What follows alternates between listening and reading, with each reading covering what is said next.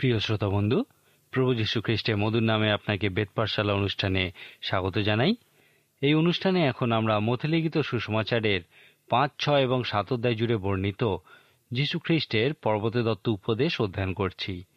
এখন আমরা এই শিক্ষার প্রায় শেষের দিকে উপস্থিত হয়েছি। এই পর্বতে দত্ত উপদেশে যীশু খ্রিস্ট আমাদেরকে এই পৃথিবীর সকল সমস্যা ও প্রশ্নের কিভাবে সমাধান ও উত্তর হওয়া যায় সেই বিষয়ে বলেছেন।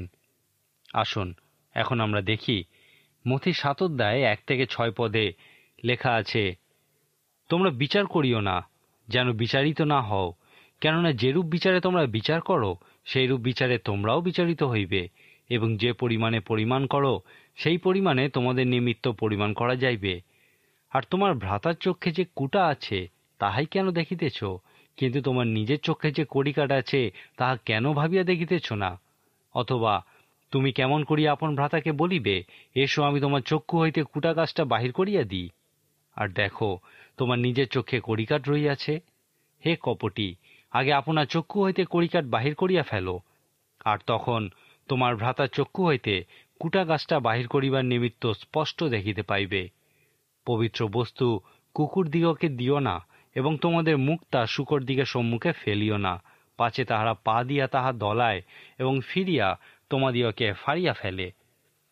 আমি একবার একজন লোকের বিষয়ে শুনেছিলাম যে একটা রাস্তার ধারে দাঁড়িয়ে তার বাইবেলটা দোলাতে দোলাতে চিৎকার করছিল, যীশু খ্রিস্টই উত্তর, যীশু খ্রিস্টই উত্তর। তখন একজন যুবক তাকে প্রশ্ন করেছিল, তাহলে প্রশ্নটা কি? যখন আপনি প্রশ্নের বিষয়ে জানবেন, সমস্যার বিষয় উপলব্ধি করতে পারবেন, তখনই আপনি সেই উত্তর ও সমাধানের বিষয়ে আগ্রহী হবেন।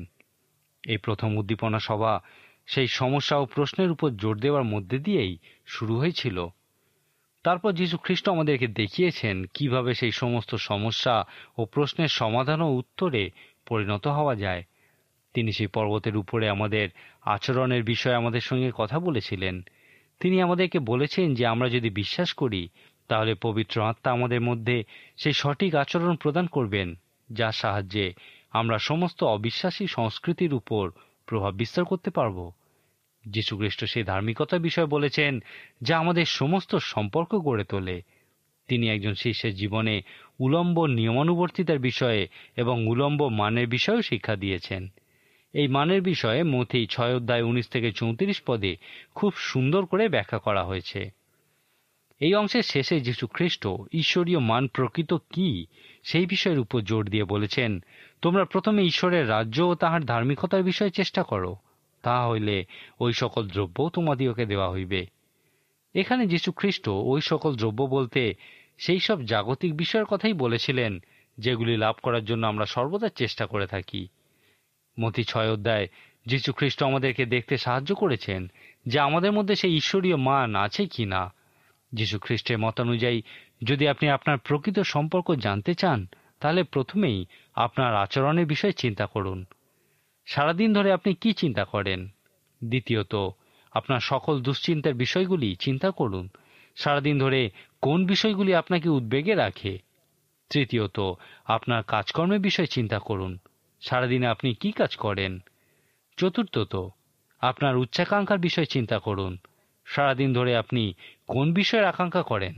এবং শেষে আপনার অনুগত থাকার বিষয়ে চিন্তা করুন।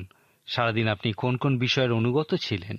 যখন আপনি প্রকৃত মান জানার জন্য এই সকল বিষয় অধ্যয়ন করবেন, তখন জীবনের প্রথম মানরূপে আপনি আবিষ্কার করবেন যে সর্বপ্রথমে ঈশ্বরের রাজ্য এবং তার ধার্মিকতার অন্বেষণ করো। সর্বপ্রথমে ঈশ্বরকে আপনার রাজা হতে দিন এবং আপনার ক্ষেত্রে সঠিক বিষয় দেখাতে দিন। তারপর ঈশ্বর আপনার সমস্ত প্রয়োজন পূর্ণ করবেন। মথি 7 অধ্যায়ে যীশু খ্রিস্ট তার এই শিক্ষা শেষ করেছেন। 7 অধ্যায় প্রথম 5 পদে তিনি বলেছেন, নিজের দিকে তাকানোর অঙ্গীকার করো।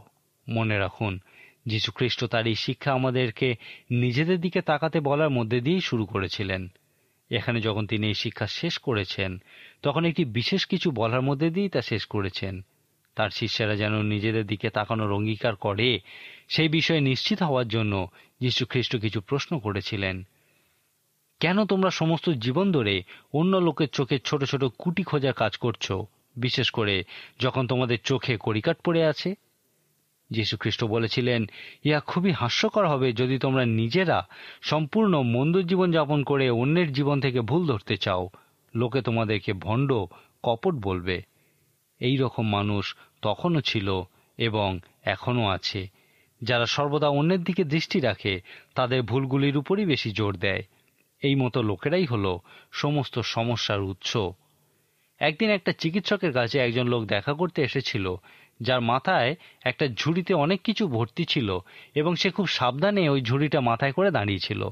তারপর যখন ডাক্তার তাকে ডেকে পাঠিয়ে জিজ্ঞাসা করেছিল যে তার কি হয়েছে, উত্তরে সেই লোকটি বলেছিল, আমার কিছুই হয়নি, কিন্তু আমি আমার ভাইয়ের জন্য কথা বলতে এসেছি।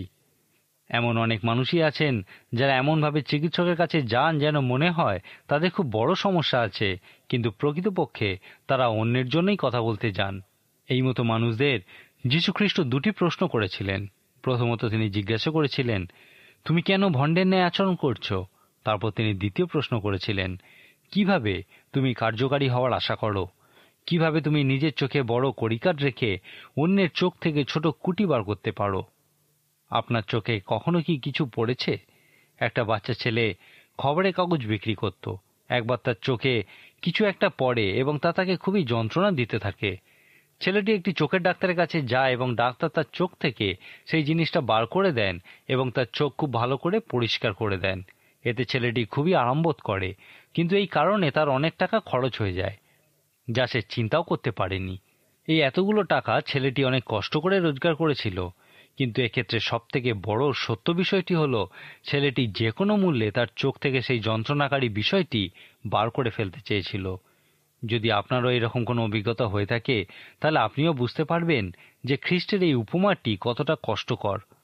মনে করুন আপনার চোখে একটা বেশ বড় কোনো কিছু পড়েছে এবং তার ফলে আপনি প্রচণ্ড কষ্ট পাচ্ছেন। এখন এই রকম অবস্থায় আপনি কিভাবে অন্য কোনো লোকের চোখ থেকে ছোট কিছু বার করতে পারেন? এরপর যীশুখ্রিস্ট যা বলেছিলেন তা কোনো মতেই কোনো মজার বিষয় নয়। তিনি প্রকৃতই গুরুতর একটি কথা বলেছিলেন। হে কপটী, আগে আপনার চক্ষু হইতে কড়িকাঠ বাহির করিয়া ফেলো, আর তখন তোমার ভ্রাতার চক্ষু হইতে কুটা কাজটা বাহির করিবার নিমিত্ত স্পষ্ট দেখিতে পাইবে। মতি 5 অধ্যায়ে যীশুখ্রিস্ট ভাইয়ের সঙ্গে সঠিক সম্পর্ক রক্ষার গুরুত্বের উপর জোর দিয়ে বলেছিলেন, তুমি যখন যজ্ঞবেদীর নিকটে আপন নৈবেদ্য উৎসর্গ করিতেছ, তখন সেই স্থানে যদি মনে পড়ে যে তোমার বিরুদ্ধে তোমার ভ্রাতার কোনো কথা আছে, তবে প্রথমে তোমার ভ্রাতার সহিত সম্মিলিত হও, পরে আসিয়া তোমার নৈবেদ্য উৎসর্গ করিও। কিন্তু এখানে তিনি ব্যক্তিগত সমস্যার বিষয় বলছেন। প্রথমে তোমার চোখ, পরে তোমার ভাইয়ের চোখ। আমাদের উচিত অন্যকে সাহায্য করার আগে আমাদের জীবনে ঈশ্বরকে প্রথমে কাজ করতে দেওয়া। এরপর যীশুখ্রিস্ট সেই সমস্ত ভণ্ডদের উদ্দেশ্যে উপদেশ দিয়েছেন। হয়তো যীশুখ্রিস্ট এখানে তার শিষ্যদেরকে ফরিসীদের সঙ্গে কিভাবে সম্পর্ক স্থাপন করতে হবে সেই বিষয়ে শিক্ষা দিয়েছেন। যীশুখ্রিস্টের এই মহান শিক্ষাকে সংক্ষেপে এইভাবে বলা যায়, যীশুখ্রিস্ট বলছেন, যদি তোমরা অন্যকে অনুবীক্ষণ যন্ত্রের নিচে আনতে চাও, তাহলে তারাও তোমাদেরকে অনুবীক্ষণ যন্ত্রের নিচে রেখেই পর্যবেক্ষণ করবে। কিন্তু যদি তোমরা অন্যকে টেলিস্কোপের দ্বারা পর্যবেক্ষণ করো, তাহলে তারাও দূর থেকে তোমাদেরকেও টেলিস্কোপের দ্বারাই পর্যবেক্ষণ করবে, আর এই ব্যবস্থাতেই তোমরা খুশি হবে। অতএব কেন অন্যকে অনুবীক্ষণ যন্ত্রের মধ্যে দিয়ে পর্যবেক্ষণ করছো? এরপর যীশুখ্রিস্ট একটা ইতিবাচক উক্তি করেছেন, যে পরিমাণে তোমরা অন্যকে পরিমাণ করবে, তোমাদেরকেও সেই একইভাবে পরিমাণ করা যাবে। যীশুখ্রিস্ট এখানে আমাদেরকে বলছেন যে সমস্ত মনুষ্য সম্পর্কে দুটি পথ আছে, আর আপনাকে সেই সম্পর্কের বিষয়ে মান নির্ধারণ করার ক্ষেত্রে অগ্রণী ভূমিকা নিতে হবে। এই অংশে যীশুখ্রিস্ট বলেননি যে কখনোই বিচার করো না, এখানে বলা হয়েছে বিচার করিও না। অনেকেই এখানে দাঁড়ি দিয়ে দেয়, বিশেষ করে যখন আপনি কাউকে তার পাপের বিষয়ে বলবেন, তখন সে বলবে বাইবেল বলে বিচার করিও না। কিন্তু প্রকৃতপক্ষে যীশুখ্রিস্ট এখানে বলতে চেয়েছিলেন, ভণ্ড বা কপট হয়েও না, প্রথমে নিজের বিচার করো, তোমার চোখ থেকে কড়িকাঠ দূর করো, তোমার সমস্যার সমাধান করো, এবং তারপর তুমি অন্যের বিচার খুব পরিষ্কার করে করতে পারবে এবং অন্যকে সাহায্য করতে পারবে। যীশুখ্রিস্ট এখানে বলেছেন, নিজের দিকে তাকাও, নিজেকে সঠিক করো, তাহলে তুমি তোমার সমস্ত সম্পর্ককে সুরক্ষিত রাখতে পারবে। আমি একবার 2 জন মনোরোগ বিশেষজ্ঞের গল্প শুনেছিলাম, যারা একটি বহুতল বাড়ির একই তলায় পাশাপাশি 2টি ঘরে বসে রোগী দেখতেন।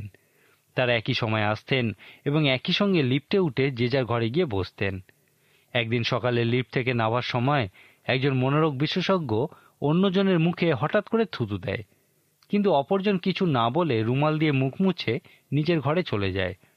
এইভাবে একই ঘটনা বেশ কিছুদিন চলার পর যে লোকটা লিফট চালাতো সে ওই দ্বিতীয় জনকে জিজ্ঞাসা করেছিল, আচ্ছা, আপনি ওই লোকটাকে কিছু বলেন না কেন?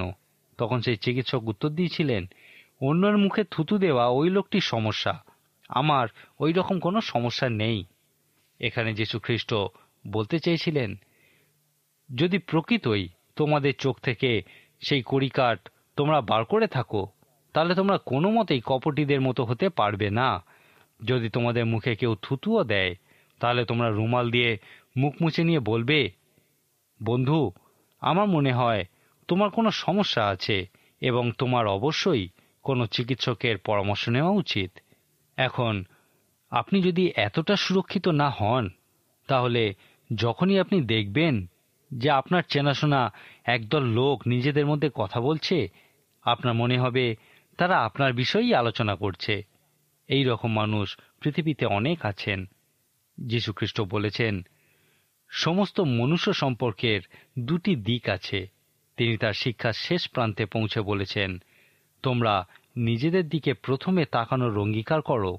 প্রথমে নিজের চোখ দেখো, তারপর তোমার ভাইয়ের চোখ দেখো। নিজের চোখের কড়িকাঠ আগে বার করো, তারপর তোমার ভাইয়ের চোখ থেকে সেই ছোট কুটিটা বার করে দেবে। আমি আপনাকে একটা প্রশ্ন করতে চাই, আপনি কি প্রথমে নিজের দিকে তাকানোর অঙ্গীকার করেছেন?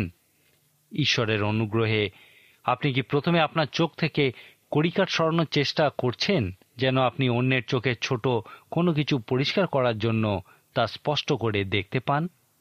আপনি এই বিষয়ে একটু গভীরভাবে চিন্তা করুন। মতি 7:7-11 পদে যীশুখ্রিস্ট বলেছেন, যাচনা করো, তোমাদিওকে দেওয়া যাইবে, অন্বেষণ করো, পাইবে, দ্বারে আঘাত করো, তোমাদের জন্য খুলিয়া দেওয়া যাইবে। কেননা যে কেউ যাচনা করে সে গ্রহণ করে, এবং যে অন্বেষণ করে সে পায়, আর যে আঘাত করে তাহার জন্য খুলিয়া দেওয়া যাইবে। তোমাদের মধ্যে এমন লোক কে আছে যে আপনার পুত্র রুটি চাইলে তাহাকে পাথর দেবে, কিংবা মাছ চাইলে তাহাকে সাপ দেবে? অতএব তোমরা মন্দ হইয়াও যদি তোমাদের সন্তানদিওকে উত্তম উত্তম দ্রব্য দান করিতে জানো, তবে ইহা কত অধিক নিশ্চয় যে তোমাদের স্বর্গস্থ পিতা যাহারা তাহার কাছে যাচনা করে তাহাদিওকে উত্তম উত্তম দ্রব্য দান করিবেন। যীশু খ্রিস্ট তার শিষ্যদের উপরের দিকে তাকানোর ক্ষেত্রে অঙ্গীকার করতে বলেছেন। তিনি তার শিষ্যদের অবিরত যাচনা করতে বলেছেন, অন্বেষণ করতে বলেছেন এবং অবিরত দ্বারে আঘাত করতে বলেছেন। অন্বেষণ হচ্ছে গভীরভাবে যাচনা করা এবং আঘাত করা হচ্ছে গভীরভাবে অন্বেষণ করা। এরপর যীশুখ্রিস্ট তাদের কাছে 3টি প্রতিজ্ঞা করেছেন। যে যাচনা করবে সে গ্রহণ করবে, যে অন্বেষণ করবে সে পাবে, এবং যে দ্বারে আঘাত করবে তার জন্য দ্বার খুলিয়া দেওয়া যাবে। যীশুখ্রিস্ট এখানে বলেছেন, যতক্ষণ না তোমরা এই উপরের দিকে তাকানোর অঙ্গীকার না করছো, তোমরা আমার সমাধান উত্তরের অংশ হতে পারবে না। মতি 7:12 পদে যীশুখ্রিস্ট আরেকটি সিদ্ধান্তের কথা বলেছেন। তিনি এখানে চারিপাশে তাকানোর ক্ষেত্রে অঙ্গীকারের বিষয় বলেছেন। ইহাকেই আমরা সোনালী ব্যবস্থা বলে থাকি, যা তার নীতিমূলক শিক্ষার মধ্যে সর্বোত্তম ধরা হয়। সেই প্রথম উদ্দীপনা সভায় আমন্ত্রণ জানানোর আগে শেষ শিক্ষারূপে যীশুখ্রিস্ট এই সোনালী ব্যবস্থারই উল্লেখ করেছেন। 13 পদে তিনি এই আমন্ত্রণ করা শুরু করেছেন। এই আমন্ত্রণের আগে প্রদত্ত খ্রিস্টের শিক্ষা এইভাবে সংক্ষেপে বলা যায় যে তিনি বলেছিলেন, পর্বতের নিচেই জনতাকে কি দেখতে পাচ্ছ? ওদের মধ্যে থেকে একজনকে বেছে নাও। যদি তুমি জিহুদি হও তাহলে একজন অজিহুদিকে বেছে নাও এবং নিজেকে তার জায়গায় বসাও। যদি তুমি অজিহুদি হও তাহলে নিজেকে কোনো জিহুদির জায়গায় বসাও। তারপর তোমার মত অনুযায়ী তাদের যা করণীয় ছিল তুমিও তাদের প্রতি তাই করো। বাইবেল বলে ইহাই ব্যবস্থার ও ভাববাদী গ্রন্থের সার। এই সোনালী ব্যবস্থা আমাদেরকে এই কথা বলে, সর্ববিষয়ে তোমরা যাহা যাহা ইচ্ছা করো যে লোকে তোমাদের প্রতি করে, তোমরাও তাহাদের প্রতি সেই রূপ করিও। যদিও আমরা এই সোনালী ব্যবস্থা প্রয়োগ করি, তাহলে অন্যান্যদের সঙ্গে সম্পর্কের ক্ষেত্রে আমাদের সমস্যা অনেকাংশে কমে যাবে। আপনি একজন স্বামী এবং পিতা রূপে নিজেকে স্ত্রী এবং সন্তানের জায়গায় বসান এবং চিন্তা করুন তারা আপনার কাছে কি আশা করে, তারপর তাদের প্রতি তাই করুন। ইহাই হল পরিবারে এই সোনালী ব্যবস্থার প্রয়োগ। প্রত্যেক সম্পর্কের 2টি দিক আছে। আপনি নিজেকে অন্যের জায়গায় বসান এবং চিন্তা করুন সে আপনার কাছে কি আশা করে, তারপর আপনি তাই করুন। যে কোনো সম্পর্কের ক্ষেত্রে সোনালী ব্যবস্থা এইভাবেই প্রয়োগ করা যায়। আন্তর্জাতিক সম্পর্ক রক্ষার ক্ষেত্রেও এই ব্যবস্থা প্রয়োগ করা যায়। আমি বিশ্বাস করি এখানে যীশু খ্রিস্ট প্রকৃতপক্ষে বলতে চেয়েছেন, নিজেকে অন্যের জায়গায় বসাও। তারা প্রকৃতপক্ষে যীশু খ্রিস্ট থেকে অনেক দূরে। তারা সেই পরিত্রাণের অভিজ্ঞতা লাভ করেনি, তারা পাপের ফল ভোগ করছে। নিজেকে তাদের জায়গায় বসাও এবং প্রশ্ন করো, যদি তুমি সেই ব্যক্তি হও তাহলে তুমি খ্রিস্টের একজন আত্মায় পূর্ণ শিষ্যের কাছে কি আশা করো। যখন তুমি এই উত্তর পাবে তখন তাদের প্রতি তাই করো, কারণ ইহাই হল খ্রিস্ট বিশ্বাসী সেবা কাজে সোনালী ব্যবস্থার প্রয়োগ। যীশুখ্রিস্ট যখন এই সোনালী ব্যবস্থার শিক্ষা প্রায় শেষ করেছিলেন তখন তিনি সেই আমন্ত্রণ জানানো শুরু করেছিলেন। আপনি কি কখনো তার এই আমন্ত্রণের বিষয় অধ্যয়ন করেছেন? যীশুখ্রিস্ট সেই উদ্দীপনা সভা শুরু করেছিলেন এই প্রশ্নের মধ্যে দিয়ে, কোথায় তুমি? তুমি কি সেই সমস্যার অংশ না সমাধানের অংশ? আমি বলেছিলাম এই বিভাজন খ্রিস্ট বিশ্বাসীদের পরিণত হওয়ার সঙ্গে সম্পর্কিত সংকটের চিত্র প্রদর্শন করে। আপনি হয় সমাধানের অংশ নয়তো সমস্যার অংশ। এখন এই উদ্দীপনা সভা শেষে পৌঁছেও আপনি সেই একই প্রশ্ন দেখতে পাবেন যে কোথায় তুমি? তুমি কি এখনো সেই পর্বতের পাদদেশে আছো, না তুমি পর্বতের উপরে উঠে এসেছো? এই আমন্ত্রণ যীশু খ্রিস্ট তাদেরকে করেছিলেন যারা সেই পর্বতের উপরে অবস্থিত ছিল। রূপক অর্থে সেই পর্বতে আপনি আজকের মণ্ডলীকেই দেখতে পাবেন। অন্য কথায় বলা যায় যীশু খ্রিস্ট বলছেন, শিষ্যরূপে তুমি কোথায় অবস্থান করছো? তুমি কি ধরনের শিষ্য? 3টি সুন্দর অনুচ্ছেদে যীশু খ্রিস্ট এই মহান শিক্ষার প্রতি একটা সিদ্ধান্ত বা রায় দিয়েছেন। তিনি শিষ্যদের বলেছিলেন, 2 ধরনের শিষ্য আছে, একদল অল্প সংখ্যক এবং আরেক দল বেশি সংখ্যক। এই বেশি সংখ্যক মানুষ মনে করে আমার সমাধান ও উত্তর খুব সহজেই লাভ করা যায়। তারা মনে করে এই সমাধানের দ্বার প্রশস্ত এবং পথ পরিসর। এরা কোনোদিনই আমার সমাধান ও উত্তর হতে পারবে না। কিন্তু সেই কম সংখ্যক মানুষ উপলব্ধি করে যে সেই সমাধান ও উত্তরের দ্বার সংকীর্ণ এবং পথ দুর্গম। এরাই আমার সমাধান ও উত্তর। এখন তুমি কি সেই বেশি সংখ্যকদের একজন না অল্প সংখ্যকদের একজন? কোথায় তুমি? এইভাবেই যীশুখ্রিস্ট সেই প্রথম আত্মিক উদ্দীপনা সভা শেষ করেছেন। এরপর যীশুখ্রিস্ট বলেছেন, ভক্ত ভাওবাদীগণ হইতে সাবধান, তারা মেষের বশে গ্রাসকারী কেন্দুয়া। যীশুখ্রিস্ট হয়তো এখানে তৎকালীন ধর্মগুরুদের কথাই বুঝিয়েছিলেন। এখন সেই পর্বতের উপরে লোকেদের সঙ্গে কথা বলাকে আমরা মণ্ডলীতে মানুষের সঙ্গে কথা বলার সমতুল্য বলতে পারি। আপনার কি মনে হয় আজকের দিনেও মণ্ডলীতে এই মতো ভণ্ড লোকেরা আছে? অবশ্যই আছে। যীশুখ্রিস্ট সেই শ্যামা গাছের দৃষ্টান্তের মধ্যে দিয়ে বলেছিলেন, গম ও শ্যামা গাছ একসাথেই বেড়ে উঠুক, কিন্তু শস্য ছেদনের দিন গম ও শ্যামা গাছ বেছে আলাদা করা হবে এবং শ্যামা ঘাস পুড়িয়ে ফেলা হবে। এই গম হলো উত্তম শিষ্যদের প্রতীক এবং শ্যামা ঘাস হলো ভণ্ডদের প্রতীক। দুজনেই একত্রে বেড়ে ওঠে। সেই জন্যই যীশুখ্রিস্টই প্রশ্ন করেছিলেন, তুমি কোনজন? এই কথা বলার পর যীশুখ্রিস্ট আবার বলেছিলেন, এমন কিছু মানুষ আছে যারা শুধু মুখে বলে, কিন্তু কিছু মানুষ আছে যারা কাজ করে। তিনি বলেছেন, অনেকেই আমাকে বলবে, হে প্রভু, হে প্রভু, আপনার নামেই কি আমরা পরাক্রম কার্য করি নাই? তখন আমি তাহাদিওকে বলিব, আমি কখনোই তোমাদিওকে জানি নাই। হে অধর্মাচারীরা, আমার নিকট হইতে দূর হও। এরা হচ্ছে সেই লোক যারা নিজেদেরকে শিষ্য বলে এবং মনে করে তারা অনেক আশ্চর্য কাজ করছে, কিন্তু খ্রিস্ট তাদেরকে বলবেন, অধর্মাচারীরা, দূর হও। কোনো একজন বলেছেন, আপনি প্রকৃতপক্ষে যা বিশ্বাস করেন তাই করুন, বাকি সমস্ত কিছু হলো ধর্মীয় কথাবার্তা। আবার এই বিষয়টার উপর জোর দেওয়ার জন্য বলি, যীশুখ্রিস্ট বলছেন, পর্বতের পাদদেশে ওই মানুষদের কি দেখতে পাচ্ছ? ওই সমস্ত ধর্মীয় কথাবার্তা তারা শুনতে চায় না, কারণ তা তাদের সমস্যার সমাধান করতে পারবে না। শুধুমাত্র ঈশ্বরের ইচ্ছা পূর্ণ করার মধ্যে দিয়েই তুমি ওই সমস্ত সমস্যা ও প্রশ্নের সমাধান ও উত্তর হতে পারো। তিনি তার এই শিক্ষা একটা মহান উপমার মধ্যে দিয়ে শেষ করেছেন। তিনি বলেছেন, 2টি বাড়ি আছে এবং ঝড় আসার পর একটা বাড়ি ভেঙে পড়ল, কিন্তু অপরটি থেকে গেল। এখানে যীশুখ্রিস্ট বলতে চেয়েছিলেন যে যদি তোমরা আমার কথা শুনে পালন করো তাহলে তোমরা সেই বাড়ি যা ঝড়ে ভেঙে পড়ে না, কারণ তার ভিত পাথরের উপরে করা হয়েছে।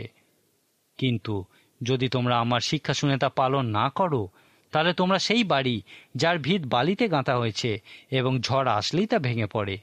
এরপর তৃতীয়বার তিনি শিষ্যদের প্রশ্ন করছেন, শিষ্যরূপে তুমি কোথায় অবস্থান করছো? আসুন এখান থেকে আমরা কিছু বিশেষ বিষয় লক্ষ্য করি। প্রথমত লক্ষ্য করুন তার সমস্ত শিক্ষায় তিনি ধার্মিকতার উপরে কত বেশি জোর দিয়েছেন। এই পর্বতে দত্ত উপদেশের সমস্তটা জুড়েই তিনি বলেছেন, ধার্মিকতার জন্য ক্ষুধিত ও তৃষিত হও, দুঃখ ভোগ করো, ধার্মিকতার অন্বেষণকে জীবনের সব থেকে গুরুত্বপূর্ণ কাজ রূপে দেখো।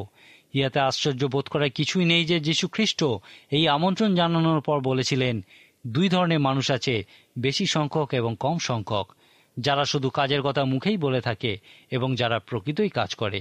তারপর শিষ্যদেরকে প্রশ্ন করেছিলেন, তোমরা কোন দলে আছো? এখানে আরেকটি লক্ষ্য করার বিষয় হল, যীশুখ্রিস্ট সেই শিক্ষা দেওয়া যেভাবে শুরু করেছিলেন সেইভাবেই শেষ করেছেন। তিনি দুটি ক্ষেত্রে খ্রিস্ট বিশ্বাসীতে পরিণত হওয়ার ক্ষেত্রে সেই সম্পর্কিত সংকটের উপরই জোর দিয়েছেন। প্রকৃতপক্ষে তিনি বলতে চেয়েছেন, তুমি কি সেই পর্বতের উপরে আছো, না এখনো সেই পর্বতের নিচে সমস্যাগ্রস্ত মানুষদেরই একজন?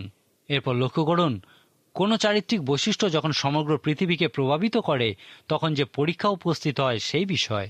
তারপর সেই মহান আচরণ বিষয়ক শিক্ষায় বর্ণিত চারিত্রিক বৈশিষ্ট্যগুলি প্রার্থনাপূর্বক ধ্যান করুন এবং নিজেকে প্রশ্ন করুন, আমার মধ্যে কি এই বৈশিষ্ট্যগুলি আছে? তারপর সেই চারটে মহান উপমা লক্ষ্য করুন। তিনি বলেছেন, তোমরা পৃথিবীর লবণ, তোমরা জগতের দীপ্তি, তোমরা পর্বতের উপরে স্থিত নগর যা লুকানো যায় না, এবং তোমরা দীপাধারের উপরে রাখা জ্বলন্ত প্রদীপ। খ্রিস্ট বলেননি যে আমি তোমাদের লবণ দিচ্ছি, তোমরা তা ছড়িয়ে দাও, কিন্তু তিনি বলেছেন, তোমরাই পৃথিবীর লবণ। যখন আপনি প্রকৃতই খ্রিস্ট বিশ্বাসীতে পরিণত হওয়ার ক্ষেত্রে এই সম্পর্কিত সংকটের বিষয়ে বুঝতে পারবেন, তখন উপলব্ধি করবেন যে একমাত্র ঈশ্বরের অনুগ্রহের দ্বারাই আপনি তার সমাধান ও উত্তরের অংশ হতে পারেন। আর যদি অনুগ্রহ না থাকে, তাহলে তিনি বলেছেন, লবণের স্বাদ চলে গেলে তার কোনো কাজেই লাগে না, কেবলমাত্র তা বাইরে ফেলে দিতে হয় এবং লোকে তা মারিয়ে যায়। আমি বিশ্বাস করি এই পর্বতে দত্ত উপদেশ আমাদেরকে একটা মহান পরীক্ষার সামনে দাঁড় করিয়ে দেয়। প্রার্থনাপূর্বক এই 3টি অধ্যায় অধ্যয়ন করুন, বিশেষ করে যখন যীশু খ্রিস্ট বলছেন কিভাবে ধার্মিকতা আমাদের সমস্ত সম্পর্কের ক্ষেত্রে কাজ করে তা দেখুন এবং নিজেকে আবার প্রশ্ন করুন, আপনি কোথায় আছেন? আপনার ভাই, বন্ধু, পরিবারের সকলে, এমনকি আপনার শত্রুর সঙ্গে আপনার সম্পর্ক কি রকম? ঈশ্বরের অনুগ্রহে আপনার সমস্ত সম্পর্কের মধ্যে দিয়ে কি ধার্মিকতা প্রকাশিত হয়? এরপর মতি 6 অধ্যায়ে পৌঁছে নিজেকে প্রশ্ন করুন, শিষ্যরূপে আমার জীবনে কি সেই উলম্ব আত্মিক নিয়মানুবর্তিতা আছে? আমার জীবনে কি যীশু খ্রিস্টের মতো নিয়মানুবর্তিতা আছে? আমার জীবনে কি ঈশ্বর ও খ্রিস্ট নিরূপিত সেই নৈতিক মান বা মূল্যবোধ আছে? আমাদের প্রত্যেকের জীবনেই একটা নির্দিষ্ট মান বা মূল্যবোধ আছে। মতি 6 অধ্যায় 19 থেকে 34 পদে যীশু খ্রিস্ট প্রত্যক্ষ এবং পরোক্ষভাবে যে 20টা প্রশ্ন করেছেন, তিনি আপনার জীবনের মান বা মূল্যবোধের উপরই জোর দিয়েছেন। তিনি আপনাকে দেখাবেন যে আপনার প্রকৃত মান বা মূল্যবোধ কীরকম। তারপর তিনি আপনাকে দেখাবেন তা কীরকম হওয়া উচিত। যখন আপনি জানতে পারবেন যে সেইগুলি প্রকৃতই কীরকম হওয়া উচিত ছিল, তখন নিজেকে প্রশ্ন করুন, আমার জীবনে কি খ্রিস্টের সেই মান দেখা যায়? এই পর্বতে দত্ত উপদেশের শেষ অধ্যায়টি অধ্যয়ন করার সময় নিজেকে প্রশ্ন করুন, আমি কি প্রকৃতই নিজের অভ্যন্তরে তাকানোর অঙ্গীকার করেছি? আমি কি দৃষ্টি উত্তোলন করার বা উপরের দিকে তাকানোর এবং যাচনা করার, অন্বেষণ করার এবং দ্বারে অবিরত আঘাত করার অঙ্গীকার করেছি, যতক্ষণ না ঈশ্বর আমাকে উত্তর দিচ্ছেন? আমি কি প্রকৃতই আমার চারপাশে তাকানোর এবং সেই সোনালী ব্যবস্থা প্রয়োগ করার অঙ্গীকার করেছি? আমি কি সেই বেশি সংখ্যক মানুষদের একজন, না আমি সেই কম সংখ্যক মানুষদের একজন? আমি কি শুধুই মুখে বলি, না আমি ঈশ্বরের ইচ্ছা পূর্ণ করার জন্য খ্রিস্টের মধ্যে দিয়ে কাজ করি? ইহাই হলো পর্বতে দত্ত উপদেশের মূল শিক্ষা এবং আমার ও আপনার জীবনের জন্য মহান পরীক্ষা। আজকের মতো তাহলে এখানেই শেষ করি। ঈশ্বর আপনার মঙ্গল করুন।